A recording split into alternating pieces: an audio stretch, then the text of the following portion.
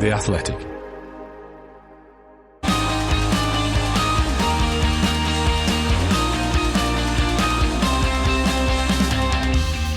The race is on, and it's 19 wins and out for Max Verstappen as he caps his incredible season with victory in the Abu Dhabi Grand Prix. But the real battle's raged behind, with Mercedes beating Ferrari to second in the Constructors' Championship and Williams hanging on to seventh, despite Yuki Tsunoda's heroics.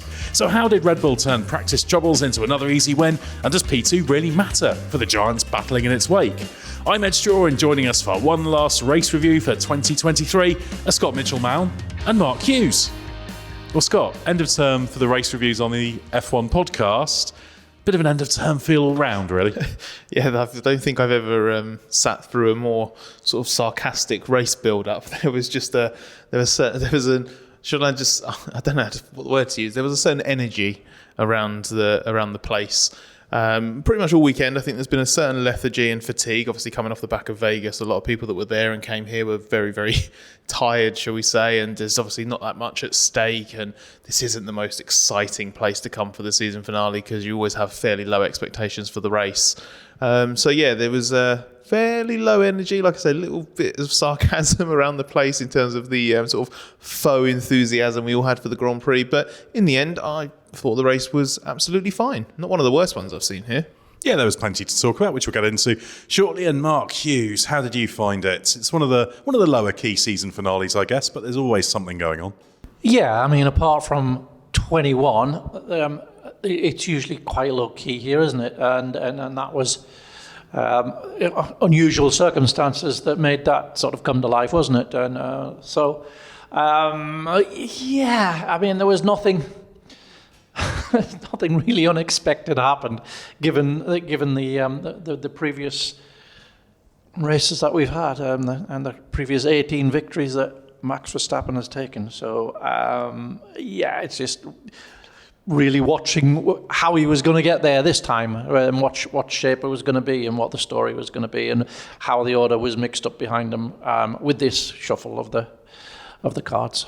Well, the bottom line is we've had 21 race weekends before this. That's a pretty good sample set, so perhaps no surprise that it was relatively predictive for what we saw this weekend. But Mark, for the last time this season, tell us how the race was won, especially within the context of Red Bull looking like they might be struggling a bit in practice. Yes, talking to Christian Horner after the race, he was saying that actually they were never in as much trouble as it had looked in FP3.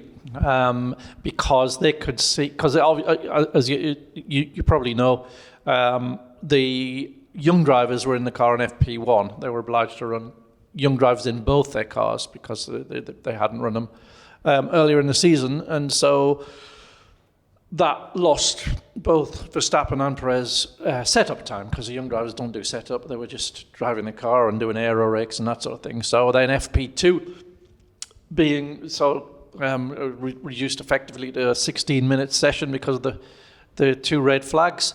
It meant that the experiment that they were doing in FP3 with the setup, which just did not work at all, didn't concern them that much, because they knew from the data that they'd gathered in FP1 from the young drivers that actually, given the fuel loads and what they estimated was the difference in the drivers, they were actually in pretty good, solid shape, and all they had to do was revert to the setup that they'd had in FP1, and they were duly fine. It was set up with a bit of understeer to protect the rear tyres, so its advantage was a little bit, marginal in qualifying, and Lando Norris in particular put him under a bit of pressure for pole, and then had that moment near the end of the qualifying lap. But come the race day, there was, as ever, the Red Bull is a car that's been configured to look after its tyres. You spread the load between the two axles much more than any other car, and its aero map is done in that way. So it had a huge advantage, actually, and it was going to be a one-stop race and could comfortably have been a one-stop race. It's just that once one or two drivers sort of pushed quite aggressively early on, it pulled everybody else into a two-stop, and so Red Bull just did the safe thing and responded with a two-stop, but they could actually have won it with a one-stop. And that's just how it played out. It was a deceptive opening stint, wasn't it? The way that, the deceptive opening lap and then a deceptive first stint, because Leclerc made it very interesting for the first few seconds, and then Verstappen just swept around the outside, and then Leclerc tried to make it interesting again halfway around the lap, and Verstappen just swept around the outside. And then I did wonder very, very briefly if we were just starting to see a repeat of Vegas, where Leclerc came back at Verstappen, and actually maybe the Ferrari was in really good nick. But then once you got past the first pit stops, once Verstappen had survived that opening stint, it was actually surprisingly plain sailing from there. Yeah, and I think the fact that Max had to be quite aggressive on that first lap to repel Leclerc probably shortened his first stint, and even then it was much longer than anybody else's, of the immediate chasers. That you just had a big tyre advantage because of the way the car works.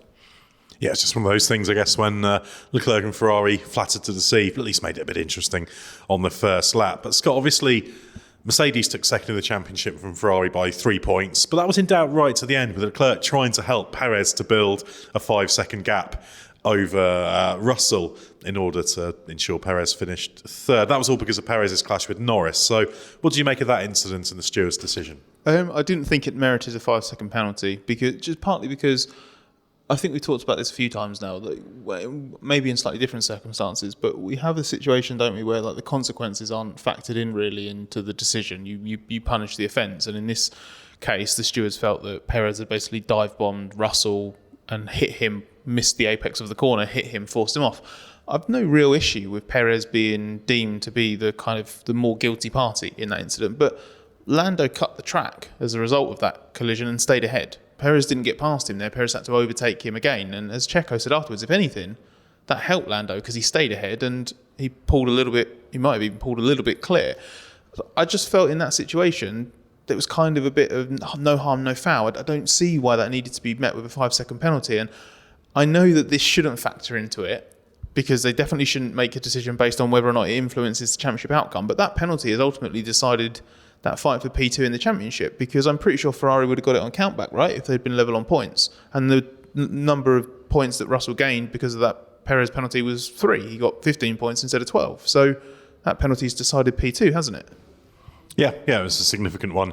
Ultimately, the way Russell raced as well was influenced by that in the final stages. But yeah, it certainly made a difference. And obviously, Mark, Perez got himself in a little bit of trouble with the stewards for questioning their suitability over the radio.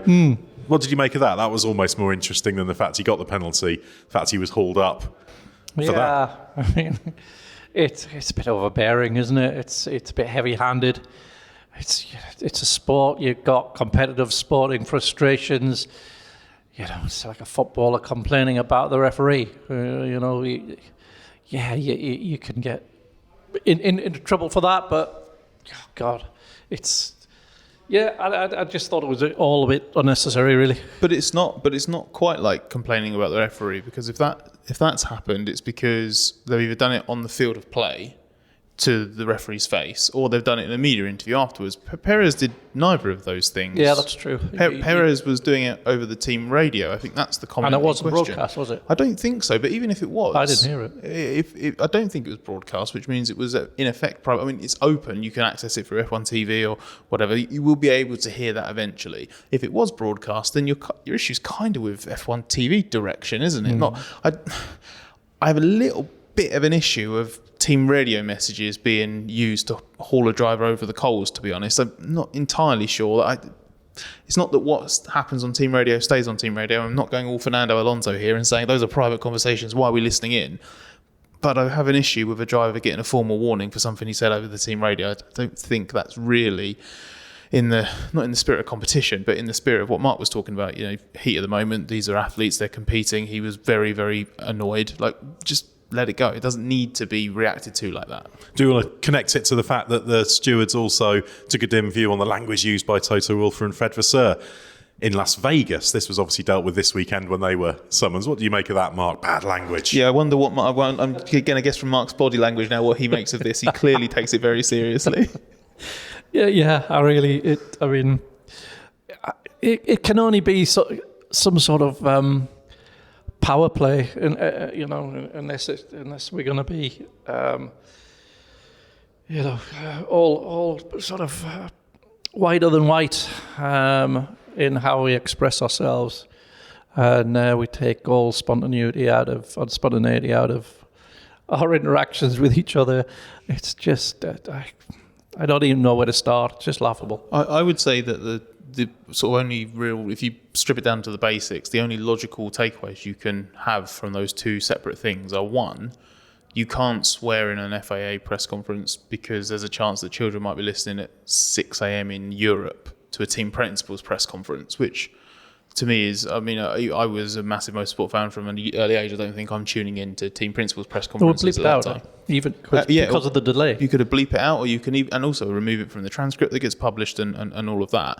So I don't really understand that. That's the only takeaway I see there. It just seems overly harsh. And this one here, like, what's your takeaway here that something that can also, you can also eradicate messages on not just on the broadcast, but you can also mute the radio. You have that power does exist. It has been used, I think, very infrequently, but it has been used. So what's our takeaway there? That if you say anything in the heat of the moment that questions the quality of the stewarding, which I actually think is a valid thing for drivers to be able to do, for drivers and team personnel, you have to be able to critique. Otherwise, are we operating in a complete dictatorship where the official's word is absolute and their ability is absolutely beyond question? Because that's not really how you improve things, is it? Yeah, it did all feel a little bit like a marker being laid down for the future. I mean, ultimately, there was the recognition with Perez that they can disagree, but questioning how effective the stewards were. Personal insults. Yeah. So that was, I guess, the distinction they made there. But yeah, I'd agree it's all a little bit heavy-handed and unnecessary, really. But yeah, I think that perhaps does reflect a switch in mindset, shall we say. I do think also, I wonder if it might have been handled ever so slightly differently if it wasn't the final race of the season, because the stewards did know that normally this would be referred to the panel at the next race, but that couldn't happen because it was the season finale. And I wonder if that was the case, if there was another Grand Prix, maybe this could have been handled off book. It could have just been dealt with a little bit of a chat or someone speaking to someone else. But this was the only way to deal with it, make sure it was definitely dealt with before the season ended, was actually just to go official and put it in as a steward's matter. I might be being a bit generous there, but I felt it was important to stress that wasn't acknowledged as part of a factor in all of this. Yeah, I think that's a fair thing to mention. Mark, a question from the Race Members Club from Sean Murphy on that shenanigans at the end when Leclerc was trying to help Perez beat Russell. The question is, do you think that Leclerc would have been unsporting to back up Russell on the last lap? Perez did something similar to Hamilton in 2021 and was widely praised for it. I think that's down to the individual's own, how he feels about it within himself. I think, he did part of it by allowing Perez through. Was he then prepared to completely mess up Russell's race? He obviously drew the line at that point. Yes, he was trying to keep himself within less than 5 seconds of Perez, whilst also trying to take George more than 5 seconds behind. But I just don't think he was his personal call of where to draw the line was that he wasn't prepared to do the second part. And I think that's fine. And I think what Perez did for his team 2 years ago was also fine. But it's a personal decision, and that's just where they each drew those lines. And it's based on what's at stake, right? Because ultimately, P2 in the championship, I think you do have. I do think you have to draw the line in a different place. If the world championship's on the line for yourself or for your teammate, I totally get why you might go, actually, do you know what? I'm willing to push this a bit further. It's like if you're trying to win a race versus trying to finish 5th instead of 6th, my suspicion is that you're going to crowd someone to the edge of the track while defending a little bit more aggressively if a win's on the line than if you're fighting over a more menial position. Yeah, Mercedes team principal Toto Wolff did praise Leclerc for being very sporting in the way he did that. He said he could have just parked somewhere towards the end of the lap, and because it'd be quite easy to cost someone a fair bit of time here through the twisty bits, but Leclerc didn't do it. And obviously Wolff had said that was sporting because it was to their benefit. His counterpart at Ferrari, Fred Vasseur, did point out that also there was a matter of trying to judge how you make sure that Russell's 5 seconds behind but you're not is a little bit too far. So there was also that element, that competitive element of Leclerc could very easily have got that wrong and screwed himself. So but I'm sure Leclerc acted in just an interest of fairness, as Mark said, drew the line. But Vasseur was also keen to point out that there was probably a bit of common sense application there too. It was quite a narrow window in terms of the time they had to play with. It was doable, but very, very, very tricky. But Scott, does finishing second really matter for Mercedes, given it is, to coin a phrase, first of the losers? I think it does from a point of view of ultimately everyone except Red Bull knew from Bahrain, or even from Bahrain testing, they're probably fighting over second place this season. And when that's the case, like, that's your ultimate goal. And they've each had their problems and setbacks through the year. Some stuff hasn't worked as well as they'd hoped. And I think once you get to the end of a season like that, you want to have something to show for it. And they have proven just by the narrowest of margins that they've done a better job than Ferrari, and they're a better team than Ferrari. That's what the championship standings say. I asked that of Carlos Sainz. I said, okay, you've had specific circumstances here. Sainz was removed from the picture, so it was almost a one-car fight against Mercedes for Ferrari, but the standings are created over 22 races, not just one. And Sainz said, I think the championship order is fair, ultimately. Like, you can point to all kinds of points lost, but they were lost for a reason on both team sides. So I think it does matter. I was quite amused because I was in Vasseur's media session after the race, and it was put to him that Toto had said, P2 is good for the prize money, which we shouldn't underestimate. But P3 is better because you get more wind tunnel time and CFD work. And Vasseur had a big smile on his face and said, if Toto really wants the extra wind tunnel time and CFD work, then he could always protest the Perez penalty and have the positions reversed. Yeah, Toto Wolff kind of characterised the extra aero testing for finishing third as a consolation prize, and I think he was happy with the fact they had second. And of course, prestige and money, isn't it? Yeah, prestige and money. It's competition. You always want to finish as high as you can. Plus, it also should impact the bonuses actually for the staff as well. So it really matters to the team. So yeah, it was significant, and teams will always do better. That one step in terms of CFD and wind tunnel testing is not that significant. It's not a bad thing to have, but yeah, consolation prize is a good way to do it. Mark, Carlos Sainz had a tough weekend. Why was he struggling so much? And can you explain the two-stop strategy that yielded that fairly dreadful 18th place? Yes. Well, take that bit first. It wasn't supposed to be a two-stop strategy. It was supposed to be a one-stop, and he was going to switch to the mediums. But the hards wore out so fast that he stopped with 30. He had to stop with 35 laps still to go, and that was way beyond the range of the medium. So he had to put another set of hards on, and thereby for the two compound stipulation, he had to make a second stop late in the race to get back on, to get the mediums on for the first time, and that took him out of the points. But he was only in 9th place even before then. So it all began to go wrong, of course, with that heavy crash in FP2 where the car just bottomed out over the bump at turn 3. He really just didn't seem to get his confidence back after that. It was a big crash. They ground the bump out that night, and it wasn't an issue for the rest of the weekend, but he just didn't have the confidence in the car. You could see going in on board, he was just... the entry speeds just weren't there. He wasn't able to commit, and the tyres being as they are, you have to get past a certain threshold for them really to begin work, and he never got there. And then of course he went out in Q1, and from there he was running on the hard tyres. Ferrari doesn't really like the hard tyres, especially on a heavy fuel load. Running in traffic makes it even worse. They wore out, and it just went spiraled downhill really from the point of that crash on Friday.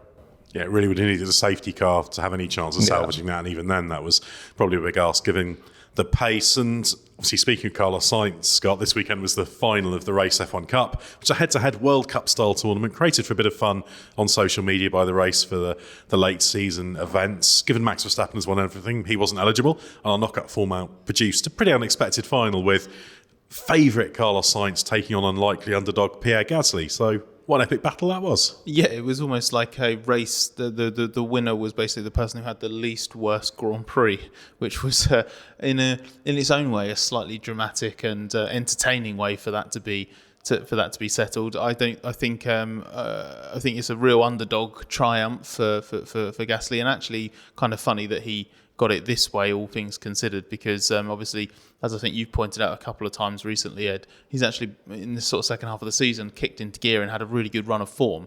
But it isn't actually that really good run of form that's won him the Race F1 Cup, is it? It's just a weird bit of circumstance for other people having problems and that kind of thing. And he's won it in slightly strange, slightly underwhelming circumstances. But a win's a win. You can only beat what's in front of you. Exactly, and it's a good, fun little thing to have such an unexpected winner. But he knocked out the two Aston Martins. He and Hamilton went through in the group. Then George Russell got knocked out. Then Lando Norris.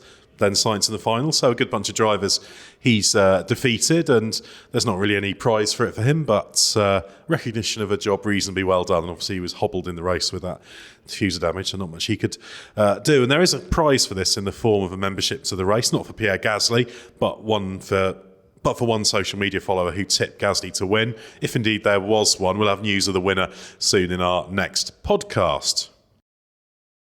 Let's talk McLaren now, Mark. They sealed fourth in the Constructors' Championship, a fine achievement given how poor a start to the season the team had. Should Lando Norris and Oscar Piastri have done better than fifth and sixth, given where they ran early on?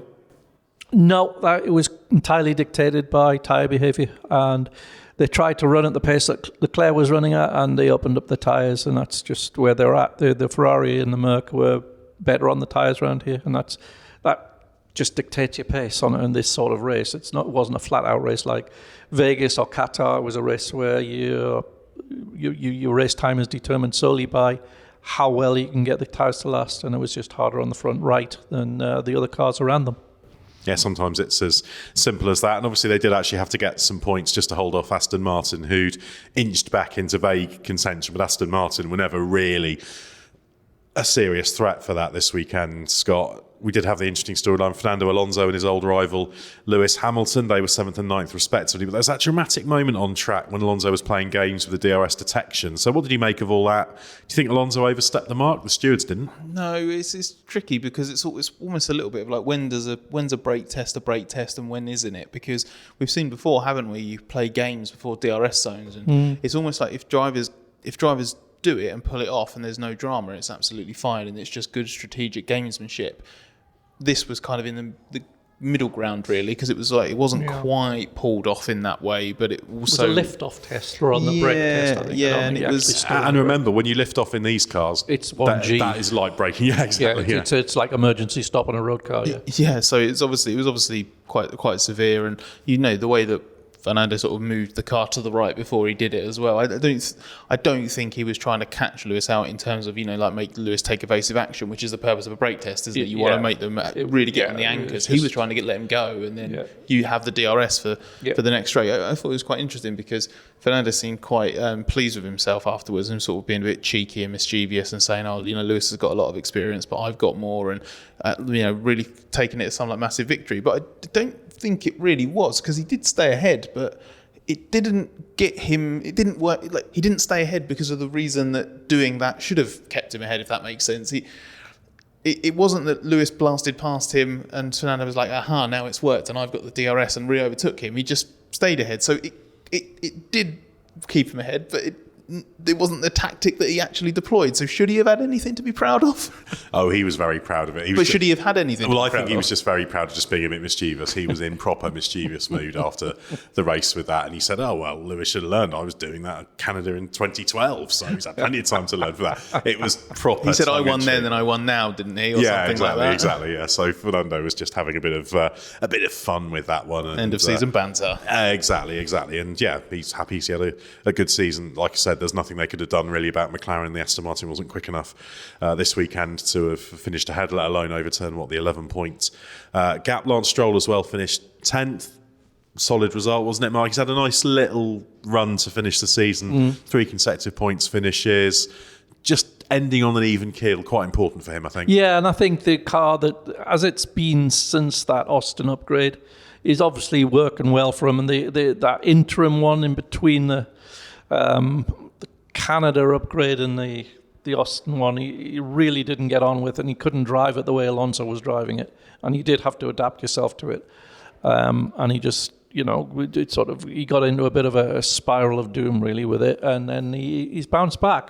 Full credit to him. He started the year strongly, And he's ended it strongly. He just had a bit of a dip in between. Yeah, the bit that I liked about it was that obviously he couldn't quite do enough to pull himself out of that spiral when the car was how it was. He never quite had the sort of ability or adaptability to get on top of that car, but credit to him, when the car came back to him, he was able to then just sort of snap back into it, because it could have broken him and could have just carried on all the way to the end of the season. So I think definitely credit where it's due. The fact that he shook that off and did land a few results, especially that Brazil weekend, I think it's sort of a bit more like what we saw when he was impressing at the start of the season, when the car was at its best, but Lance was at his weakest in terms of physical prep and that kind of thing, because of the wrist injury and the lack of pre-season testing. So yeah, I don't think there's much for him to worry about. I mean, the qualifying pace hasn't been stunning in the last couple of races after Brazil, but the race pace and the actual performance on Sundays has been sort of typically feisty and actually quite competitive. And speaking of Hamilton, he was 9th, Mark. George Russell was 3rd. Russell comfortably the stronger Mercedes driver. This weekend, Lewis very downbeat about the whole thing. What do you make of the gap between the two? Because it's a pretty big performance gap. Yeah, it was big, and I think there was an element of the type, like we talked about with Sainz, you're just not getting it past that threshold and not having the confidence in the car because it hasn't got the grip, which in turn means you haven't got the tyre temperature. There's a bit of that going on. But I just didn't get the feeling from Lewis this weekend that he was really up for it. Yeah, I think had the car been quick, yes, that would have switched him on. But I think after the season that we've had, it's just that he's had, it's just, I get the impression it's just worn him down. And when you presented with a situation like this in this last race that doesn't really mean anything for him, and the car's just, yet again, this car that he really doesn't like, that he tries to like, yet again, not cooperating, I think he's just thought, I can't be bothered. It really did come across that way. Again, just to credit where it's due, the one thing I did like is he was fighting to the very end, didn't he? Sent it on Tsunoda on the last lap, didn't quite pull it off, but at least he wasn't. At least he didn't. I don't think no one could accuse him of phoning it in. It's just as Mark said, there was just that kind of mentality and that body language was. When he was in the car, he was trying, but out of it, he just looked completely defeated and fed up. Also, he did have a brake problem after he made contact with Gasly early in the race. The way that the end plate was damaged on the front wing meant the air wasn't getting directed into the brake duct on that side, so he had overheating brakes, and that was a contributing factor to him running wide as he was trying to take Tsunoda on the last lap. Yeah, and ultimately very pleased to be shot of the Mercedes W14, I think, pretty much. I think he's probably doing the tyre test, isn't he? I think both drivers are doing it on Tuesday, but that'll be the last. Put that car out to pasture. Exactly. Well, they talked about hiding last year's one in the museum. Although I think Toto Wolff then did say, then we'll put it front and centre so we don't forget. But we have to put 2 there now. Well, exactly. They've got 2 disappointing cars. So we still don't forget. Yeah, I don't think they're going to forget this season for a good while. And we mentioned Yuki Tsunoda there, who had that last lap battle with Hamilton. Mark, great finish to the season, 6th on the grid. Wasn't enough to nick 7th in the Constructors' Championship, despite the fact he got 8th in the race. How strong was his drive? It was a great drive, and he qualified well, and he drove really well. And the one stop has been questioned because everybody around them did the 2 stop. But I get the logic. They had behind them, they had Alonso behind them. They had Hamilton and Perez behind them. So he needed to finish 6th.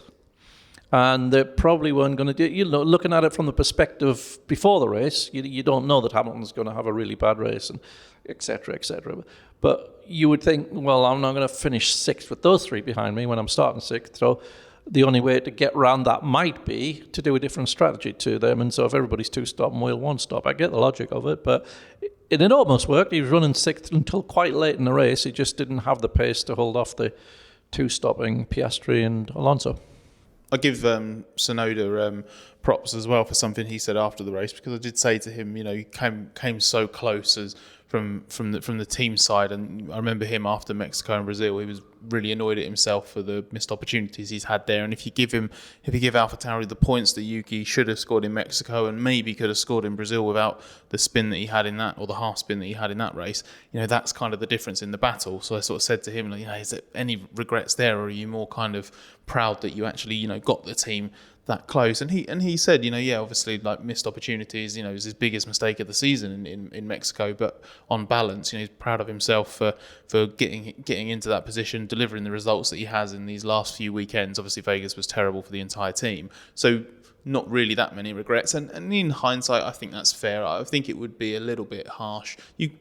Honestly speaking, that mistake in Mexico. If you want to pick one thing, if he doesn't make that mistake in Mexico, AlphaTauri finished 7th in the championship. But you can pick out for every single driver, with the exception of Max Verstappen, moments through the season where if they do something different, you can isolate that as the one incident that then creates a different championship result at the end. Look at that gap between Ferrari and Mercedes in the championship, for example.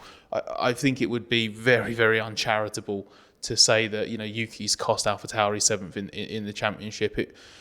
He has stepped up at his game this season. Towards the end of the year, when the car's been more competitive, he's done a really good job to consistently fight for points and score points, more so than Daniel Ricciardo has. I think he's overshadowed Ricciardo in these last few races, with the exception of that Mexico weekend. So all credit to Tsunoda. If he'd done an absolutely perfect job, yes, I think he could have got AlphaTauri 7th in the championship, but he's also responsible for them getting as close as they did. Yeah, a good season for Yuki Tsunoda. I think he can be quite pleased with that, and it's good for him to finish on a high. I think that's certainly very well merited. But Williams ended up with 7th in the championship. How big an achievement is that, Mark? Because the Williams hasn't been a super quick car, and obviously Alex Albon scored 27 of their 28 points. It was a car that you had to really thread the needle on a weekend to get points with. Yeah, I think it's probably the 9th quickest car, and they finished 7th in the Constructors' Championship, and Albon must take an awful lot of credit for that. But the race team also, it's very shrewdly identified what it needs to do at each individual circuit and what approach is going to pay off. And I'm thinking particularly of races like Zandvoort, where they understood that the cool track presented a sort of unique opportunity, and they really, really nailed it. But Albon, it would be so easy to, when it's so important to score the points when they're there on the table, that you've got to get every single one of them. It would have been easy to, made some critical pressure errors, and he didn't. He just delivers. So I think, it's another. It's not a massive step, but it's another definite step on the Williams recovery trajectory. 7th is a flattering position regarding their pace, but it's not a fluky 7th. It's there on merit. And when was that car last really upgraded? Was it Canada? That was the big upgrade. Yeah, they had a few bits at Silverstone, so yeah, they were really focusing on next year's car. And Alex Albon said that after the race, that that's the strategy we took, and 7th was the best possible result they could have had. So that's really good. And also, 7th doesn't sound like much, but you said, Mark, 9th fastest car. That's a 20 million-ish difference. We don't know until the final revenues are sorted in prize money. Could easily finish 10th in that car. Yeah. That's a 30 million difference. Yeah. For a team like Williams, that's really, really important. And hats off to Alex Albon. I did ask him at the end of the race how proud he was of his personal contribution to that. And he said, well, I don't really like to talk myself up too much. But yeah, I'm really pleased with what I've done. I think it's his best season in Formula 1. I think we'd all agree with that. So he's done a really good job for that team. Comfortably the standout driver in the back part of the grid. I think it's fair to say, despite how impressed we said we were with Tsunoda, I think Albon's been really, really strong this year. For the last time this season, we'll be taking questions from the Race Members Club. Thanks very much to everyone who has supported us this year and kept us supplied with questions. It's been a great part of our race review podcasts. Inevitably, a fair few questions that have an eye on 2014. Let's see how many we can get through. Scott, question from Lachlan Babbage first. It says, now we've experienced the longest season ever, can we really make the case for adding more races? Will expanding the calendar bring about the risk of burning out teams, fans and even drivers? I agree with the second point completely. It's one of the things I've said earlier in this weekend. You kind of feel like, well, we're all feeling, like I said at the top of this podcast, there's just been that element of kind of, we've gone a little bit, I feel like we've gone one or two races too far this season, really, because of the season that we've sat through with the dominance and whatnot. It's been an even more extreme version of what we often sat through in the Mercedes Hamilton years. And next year, we're going to be in this position again, having sat through two full Grand Prix weekends more. So the season has to be more competitive. To justify the bloated calendar, you have to be giving people something actually interesting to watch. And that has been the case a lot of the time. But in terms of a championship narrative, it's been missing. And there just isn't enough variety race to race, weekend to weekend. I really hope that changes for 2024. Otherwise, I think F1 can have a really rude awakening in terms of the challenges that come with expanding the calendar to 24. Next question, Mark, comes from Jack Aitken, not the one-time F1 racer, but the Australian Race Members Club member. Says F1 recently introduced maximum qualifying lap time. It seems like a good safety improvement. However, this now also seems to have just moved the qualifying hijinks and shenanigans into the pit lane and pit exit instead. What's the solution for 2024? I don't think there is one. I think it's one of those things where you tie yourself in knots by coming up with a solution to a problem that you've just created, and thereby you create another problem, and you then solve that one, and it creates and it's an ever decreasing sort of space. I think you take away all those things and you revert to how it was, and just let everybody find their own space. The solution is just get better tyres, isn't it? Well, that'll make a big difference. And of course, they banned overtaking the pit exit. But I think whatever happens, I think they had to do that because if you'd allowed that, you could have quite easily have had a blocked. Because of the way the tunnel is configured there, you could have had a blocked pit lane. So they had to do that. It was great seeing it when Max did it. It was very entertaining. But you had to do that really for the smooth running of the race. Yeah, it was a sensible move, but whatever happens, it's always moving the problem around, isn't it? Question from Colin Gallagher, I'll take, who said, could Valtteri, Bottas and Sauber have done much more in the race? They seem to have much better potential at the start of the weekend. And why was there a clash between F1 and MotoGP all weekend? Well, on the second one, I don't think either really cares about what the other's doing. There's only so many weekends in the year, aren't there? So there will be clashes, but a shame for anyone who wants to watch the final race of both F1 and MotoGP, but title decider in the latter, of course. Now get to Valtteri Bottas sympathy corner. Well, there is a certain amount of sympathy. I said to him after the race, well, you had the one stopper, you know what you were doing. You were hoping maybe something would play into your hands, nothing did, so it was just a long afternoon. The car didn't really have the pace in it, but most importantly, it didn't have the consistent pace on the tyres. They were struggling with graining, and there was just nothing really that could be done. They were a little bit more optimistic earlier in the weekend, but ultimately the pace wasn't in the car, the tyres weren't there. It was the same for Joe. Bottas did the one-stopper starting on the hards. Joe did the more orthodox strategy. Neither of them went anywhere. Pointless afternoon, literally, for them, but there was Sauber's 2023 in a nutshell. Exactly, there was nothing much more they could have done. Scott, a question from Thomas Knight.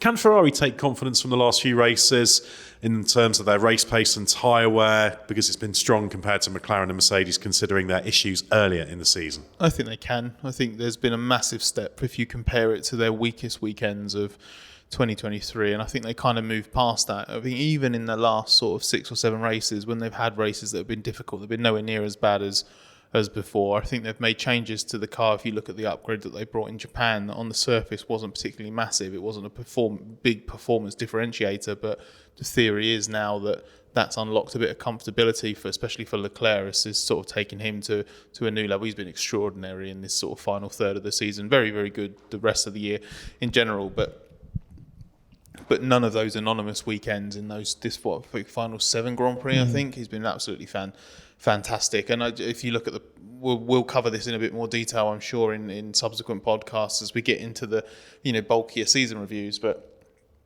as a general rule, their execution and their performance in the second half of the year was much better than it was in the first part. So I think this is a very heartening end to the season. And regardless of the fact that they've missed out on second in the championship, I think they can, if they've really understood their problems and they build a better car next year, I think we'll see a stronger Ferrari start 2024 than we saw at the start of 23. One from Jeremy Husted for you, Mark. In retrospect, how much did Mercedes' engine superiority in the early turbo hybrid era potentially hold back their aero development in preparation for the current ground effect era? It's a valid theory. I wouldn't be so certain about it. I think you would need to be in both places simultaneously to, Red Bull and Mercedes, to really get a grasp for how much of that was aero and how much was power unit. But for sure, they had a massive power unit advantage in the first year of the hybrid formula. They retained a decent advantage for the next 2 years, but subsequently, they won titles with an engine that was only as good as everybody else's. Red Bull were at a disadvantage in the Renault phase. The Honda phase come on just as Merc was sort of struggling a little bit with the regulation tweak. So, yeah, it's possible, but I don't think it's as straightforward as Red Bull was always superior with aerodynamics and Mercedes was always superior with power unit. I don't think that it's as simple as that. They kept winning titles through aero rule changes as well. They did a great job at the start of the 17 rules. They did it as well when the rules changed at the front end of the car, in particular for 19. They got stitched up, didn't they, with that 20 to 21 change, that sequence changes, and that car was still nearly good enough to win the championship. I think it's more it feels a lot more like the specific ground effect philosophy rather than a sort of wider aero problem. It's understanding this specific rule set that has caught them out. They clearly haven't done a good enough job with it. But I agree with Mark. I think that theory is kind of valid, but there are parts of it that fall down if you do examine the circumstances in which they won some of their titles. Yeah, and a very new car for Mercedes next year. Toto Wolff, we were there earlier. Mark was talking about that after race. All new concept, all new car. So that's what they're pinning their hopes on. Next year, a question I'll take now from Christopher Parrott, who says, looking back on the season and ahead to 2024, which team behind Red Bull will be the happiest with its 2023 and who is best placed to mount a challenge to the champions next year?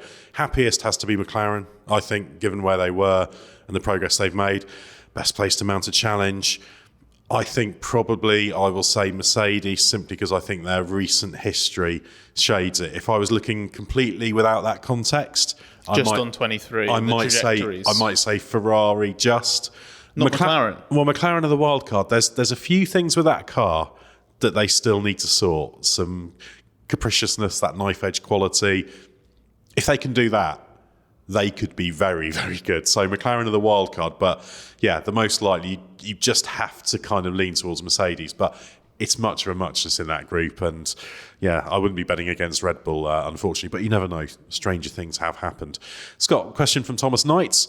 Was this another race that just summed up Haas's season, a car in Q3, then a Sunday where you could have forgotten both cars in the race? And how much confidence do you have that they can get on top of their issues from this season? Yeah, it's the quintessential Haas 2023 weekend, wasn't it? The massive Nico Hülkenberg overachievement in qualifying, Kevin Magnussen struggling, then both cars ending up occupying similar real estate during the Grand Prix at the back of the grid. I thought it was obviously exaggerated, but I was incredibly amused by Kevin Magnussen having to make whatever it was, like a lap 8 pit stop or something like that. I was like, oh god, it might have even been earlier. I was thinking if this is indicative of where they're at with time management at this race, because it's so bad here, they're on like a 10-stop strategy. This isn't going to go well at all. So yeah, it was. I'm a bit worried about where they're going to be for next year, just purely because I know that they've got some big changes that they need to make and are going to make, and it could be that the lack of progress that we saw from them this year was a result of them just trying to layer on some aerodynamic stuff onto a fundamentally flawed base, and then it didn't matter what you kind of put on top of that, it was just never going to work. So that's what they're pinning their hopes on. But the fact is, they haven't made progress. They spent ages trying to develop a car in the first part of the year, never brought any real updates because they didn't really find any time in the wind tunnel. Then you get to the end of the season, they bring a whole new sort of aerodynamic concept. Obviously, again, on top of that, those underlying issues, doesn't really make much of a difference either. Nico Hülkenberg's been slagging the team off for its development for the last 2 or 3 weeks. Magnussen's been a bit more reserved, so it's just a bit all over the place at the moment. I think they need the winter off, just a little bit of out of the spotlight, focused, get your head down, try and do a good job and see where you are come Bahrain. But really do need this team to end its slightly problematic tendency to have quite a quick car, but one that can't race very well. Question for you, Mark, or a challenge even from Simon Townend, who said, give me some hope that next year will be more of a battle at the front. Let's go glass half full. Perez version 3, Ferrari know where they went wrong, Mercedes finally understand these regulations, and McLaren have another super upgrade up their sleeve. Yes, all those things are going to happen. Yes. All those things are going to happen, and Red Bull's going to trip over itself with them by being too clever by half. So it's going to be an epic season. Excellent. Yeah, good commitment to that. That's good confidence-inducing stuff there from Mark. Question from Gareth Jenkins. Would a 2-stop race have worked better for Yuki? It was great to see him lead, but the car had pace and slightly better strategy. Could have got him slightly higher up the order at the end of the race. Was this a missed opportunity? Well, really just building on what Mark said earlier, I think the best result they could have possibly got on a 2-stopper would have been 7th, because I think Perez would have got them, whatever happened. So they might have had a fractionally better race, but it wouldn't have been, okay, maybe if one other car had retired. Yeah, so a fractional missed opportunity, but it wouldn't have made the difference for 7th in the championship, I don't believe. It's got a question from Shane Moss. How would you convince armchair watchers of the sport to continue watching and encourage new ones to watch with how Max and Red Bull have totally dominated? You could refer them just to Mark's answer, but you can have a go now. Yeah, well, first of all, I always believe this. I just think it's fascinating to watch sports people and teams operating at their peak, like Red Bull and Max Verstappen have done. So that is worth tuning in for, because there's always something to watch behind that. So you can appreciate the brilliance at the front, and there's always something to watch behind that. So that's kind of the first point. The second point is the beauty of sport is you don't know. You know, I know we're kind of joking in response to the previous question. Well, why can't all of that happen?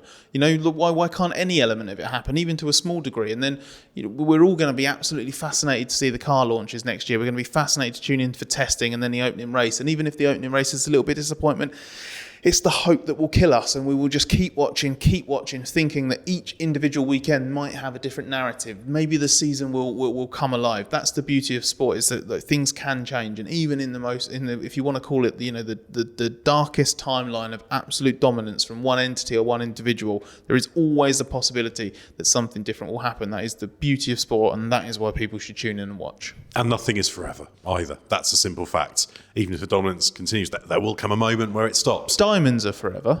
No, yes. they're not. And, No. Well, depends whether you believe the rights of the James Bond. Well, I was going to say, I've been lied to. Both films and books. No, they're not. Because at some point, the sun sort of just engulfs the earth, doesn't it? And then it all just goes back to its original. That's a less catchy Chemical. Bond title, though, isn't it? Yeah. Coming soon, James Bond in the heat death of the universe. That'll be the next one. Mark, a question for you from Chris Shaw. Has Charles Leclerc become even more formidable as a driver over the past few months since Singapore? He seems even more consistent than ever.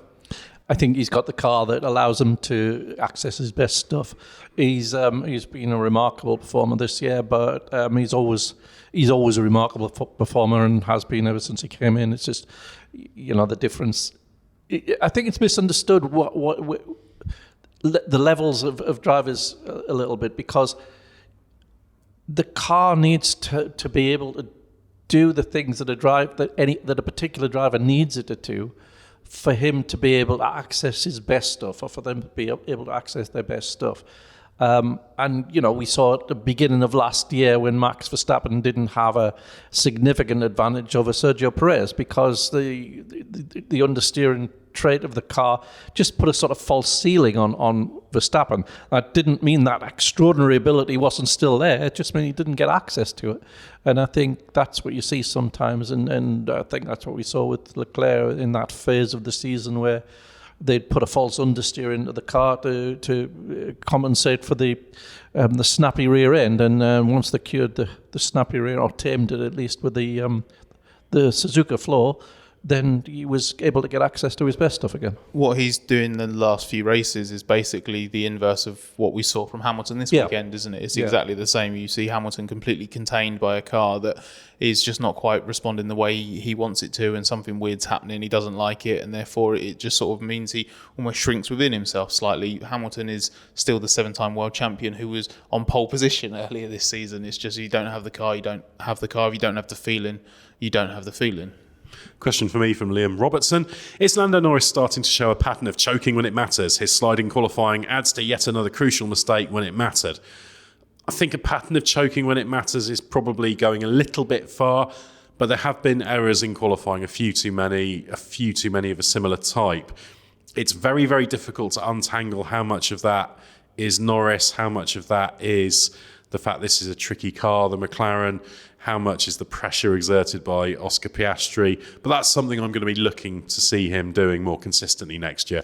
But equally, pretty much whenever he's done that, he's then raced very well. He was stronger than Piastri in the race today, had a good race today. Obviously, dropped behind Russell off the podium because of the slightly slow stop. But I think choking when it matters probably isn't right. But it's those qualifying laps and whether he's able just to judge what going 99.9% or 100% is, and where's overstepping. Just want to see him improving a little bit. I don't think he just loses the ability to drive and just that hurts him. But I think when there's an opportunity, maybe just getting a bit grabby or whatever, drivers have to go through that process. He's experienced, but not super experienced, so he'll learn from that. But I'm interested to see. I want him to see him eliminate that from his game, and he needs to, because if he's going to be in a championship fight, that could hurt him. Scott, a question from JK. Can any light be shed on the future of Logan Sargent at Williams? James Vowles seems very reluctant to take a strong position either way, and if he is out of the door, who are the candidates to replace him? Yeah, I was wondering if if he closed out the season with they were in a great position, weren't they, on the grid in Vegas, and then there were points this weekend where he was looking so fast and genuinely not far off Alex Albon again at all. And you're thinking this is a formality.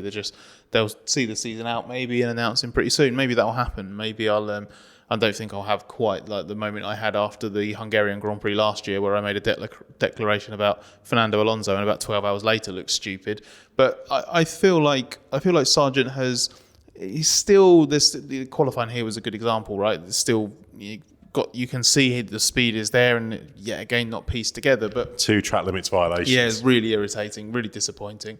But I do feel like over the last sort of 3 or 4 events, there has just been I feel like there's been enough of an uptick to sort of see that potential, and there's still frustration that it hasn't quite been pieced together. But I feel like the flashes have got a little bit bigger again towards the end of the year. You can see the driver that he's capable of being. You can see the driver that he is just starting to develop into, and I think a second season does make sense. If they did decide to jettison him, then I think your number one option has to be to try and see if you can get Liam Lawson on loan from Red Bull. But I don't feel like that's the way Williams is going. It does feel like a Sargent renewal was in the offing.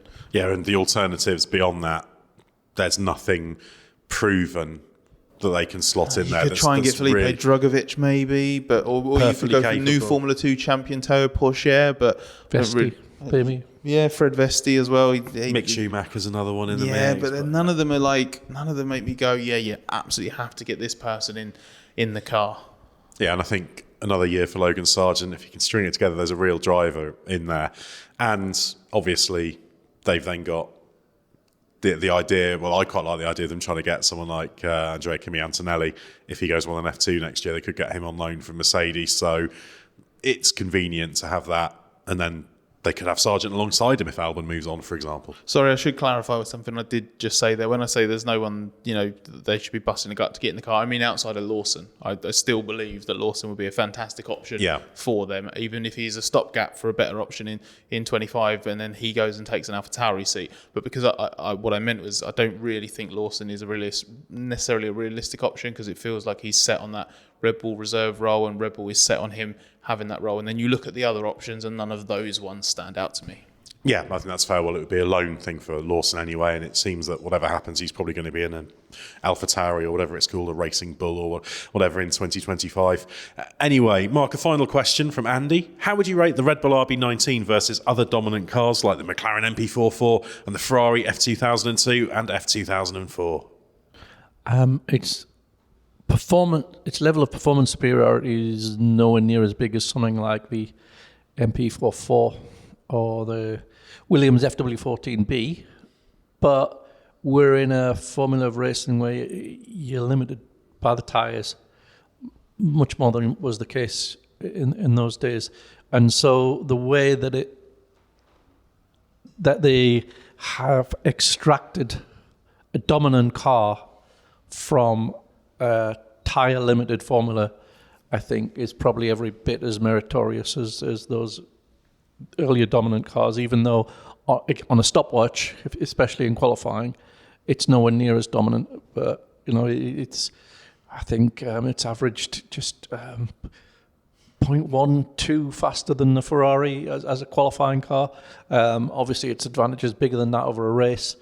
But you're looking at McLaren with times when it was 2 seconds faster than the car, which would be on the second row of the grid. So it's nothing like that. It's nothing like the Williams or some of those Ferraris of the early 2000s. And that's a good point to finish on, really, because it's just been an incredible season. 21 out of 22 wins for Red Bull. Max Verstappen, 19 wins. He's only failed to win 3 races. And yeah, there's more races in a season than there were some years ago, but it's just phenomenal what's been achieved there. Scott, we kind of take it for granted so often on these podcasts. Yes, Max Verstappen won and it was quite easy. But it is absolutely astonishing what we've witnessed over the past year, frankly, isn't it? Yeah, it is. He has been operating at a fantastic level. I think it is fair to point out that obviously I don't think he wins 19 races if there's even more pressure in certain places, because I do think it's possible. Like, he's not perfect. It's possible for him to crack under pressure and start to struggle. Maybe he only wins 15 or 16 races if a few other teams put it together in the right moments. But I think it is very, very harsh to sort of judge him and downgrade him based on that. He's been superb this season. Red Bull have been superb this season. It might not be particularly popular to see one team win so much. And part of me still would have liked to have seen the 100% perfect season, just because if you sit through this, I think you at least can sit through history being made. But we saw that with Max's number of wins. So, yeah, just credit where it's due. He has been absolutely phenomenal. He's rewritten the history books, and he's done it in blistering fashion. Yeah, it truly has been a privilege to see. Yeah, it's been repetitive, admittedly, and everyone likes variety, but this is a mighty achievement, and I think we'd be remiss not to hail that. And I'm sure we'll get into Max Verstappen's contribution to that when we look at our driver rankings, our top 10 drivers of the year, which we'll do on a podcast fairly shortly. Well, thanks very much, Scott and Mark, for your insight. Head to therace.com. Don't forget the hyphen. Loads to read there. Have a listen to our other podcasts, including Bring Back V10s, which tells classic F1 stories, and the Race F1 Tech Show with Gary Anderson. Also, have a look at our YouTube channel. Well, that's almost it for the F1 season. There's a little bit more remaining, which I'm going to stay on for. So stay with us for everything you need to know from the last day of 2023, the young driver test and the tyre test. Can't wait.